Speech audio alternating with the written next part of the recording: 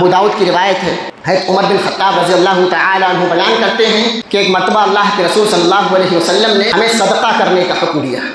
اللہ کے راستے میں خرچ کرنے پر ابھارا حکم دیا۔ عمر بن خطاب رضی اللہ تعالی عنہ کہتے ہیں اس وقت میرے پاس مال موجود تھا، کہتے میں اندر سے خوش ہو گیا،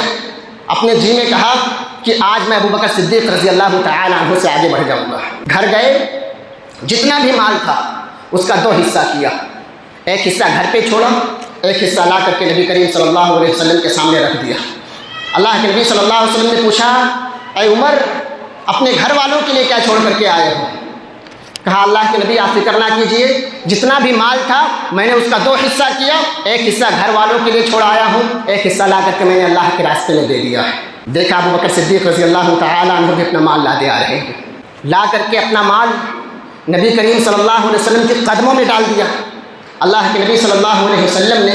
ابوبکر صدیق رضی اللہ تعالی عنہ سے بھی وہی سوال کیا، کہا اے صدیق تم اپنے گھر والوں کے لیے کیا چھوڑ کر کے آئے ہو؟ قربان جائیے ابوبکر صدیق رضی اللہ تعالی عنہ پر، کہتے اللہ کے رسول گھر میں جتنا بھی تھا جو بھی تھا پورا گھر اٹھا لایا ہوں، گھر میں اللہ اور اس کے رسول کی محبت چھوڑ کر کے آیا ہوں۔ علامہ اقبال نے کہا تھا پروانے کو چراغ ہے بلبل کو پھول بس،